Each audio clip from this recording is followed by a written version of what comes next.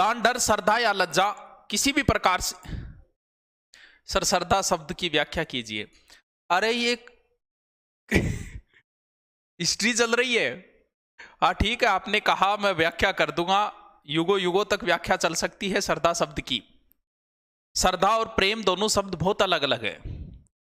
श्रद्धा में, प्रेम में आदमी स्वार्थी हो जाता है, श्रद्धा में कभी आदमी स्वार्थी नहीं होता। इसलिए हर किसी से श्रद्धा रखो, प्रेम नहीं। तुम भी यही चाहो कि दुनिया तुमसे प्रेम न करे, दुनिया तुम्हारे ऊपर श्रद्धा रखिए। सर कैसे? अगर व्यक्ति को, जिससे आपको प्रेम है, आप ये चाहते हो कि उससे कोई और प्रेम ना करे, जबकि जिसके ऊपर आपकी श्रद्धा है आप चाहोगे कि उसके ऊपर से, जैसे भगवान से आपको जो है वो श्रद्धा है भगवान के ऊपर, भगवान से आपको प्रेम नहीं है। आप जिस भगवान को मानते हो, जैसे आप हनुमान जी को मानते हो, तो आप ये चाहते हो कि सब हनुमान जी को माने। लेकिन जिससे आप प्रेम करते हो, कभी नहीं चाहते कि उससे कोई और प्रेम करे।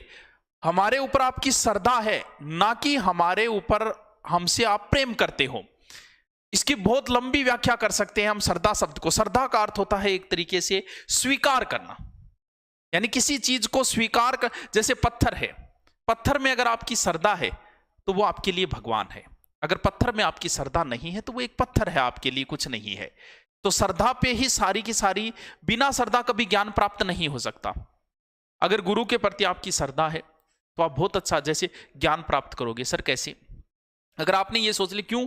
क्योंकि ज्ञान के लिए आदमी को नीचा होना पड़ता है, किसी से लेने के लिए नीचा होना पड़ता है आदमी को। जैसे अगर आप झरने से पानी लोगे तो उसके नीचे ही लगाना पड़ेगा। मैं आपको कुछ दे रहा हूं तो मेरे ऊपर हाथ नहीं कर सकते, आपको हाथ नीचे ही करना पड़ेगा। क्यों? क्योंकि श्रद्धा रखोगे तो ही कर पाओगे। लक्ष्मण को ज्ञान नहीं दिया रावण ने, क्योंकि लक्ष्मण जाके पैरों की ओर खड़ा हो गया था। आके शिकायत की, बोल भैया आपने तो भेजा था, मैं गया था, अपना ये मेरा भी बड़ा ईगो हर्ट हुआ।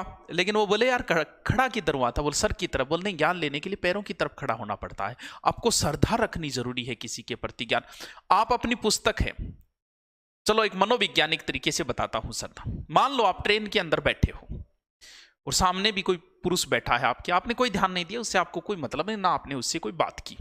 थोड़ी देर बाद कोई एक व्यक्ति आया और उसको, उस पुरुष से उस व्यक्ति ने झुककर प्रणाम किया। आपका थोड़ा ध्यान डाइवर्ट हुआ कि यार ये आदमी कौन है, कोई बड़ा आदमी लगता है।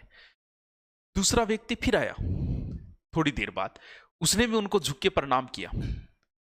तब आपको लगा कि यार बंदा कोई दम वाला बंदा है। आपने जानकारी ली, पता चला कि ये पूंछे में संत है। अब आपने भी जाते समय उनके पैर छुए। पहले आप ऐसे ही बैठे थे, हो सकता है उनके पैर टच कर रहे होंगे आपके, और जाते समय क्यों? क्योंकि अब उनके प्रति आपकी श्रद्धा हो गई है। तो श्रद्धा से ज्ञान, जिस पुस्तक को आप पढ़ते हो, कई बार उस पुस्तक के ठोकर लग जाती है और आप उसको प्रणाम करते हो। क्यों भाई, ऐसा क्यों? जबकि वो तो निर्जीव वस्तु है। वो इसलिए क्योंकि उस पुस्तक के प्रति आपकी श्रद्धा हो गई है। जैसे आपका कोई भी गुरुजी हो, जिस लेखक को आप जानते हो, उस लेखक की अगर आप पुस्तक पढ़ोगे तो इसमें एक अलग संचार भाव होगा। क्यों? क्योंकि उस लेखक को जानते हो तो उसकी पुस्तक में आपका श्रद्धा का भाव आएगा, और इससे दिमाग की जो रगे हैं वो और काम करना शुरू कर देगी।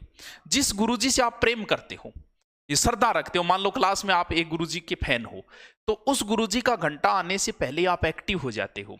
आपका तनाव और जो है थकान पूरी की पूरी दूर हो जाती। क्यों? क्योंकि उस गुरुजी के प्रति आपकी श्रद्धा है।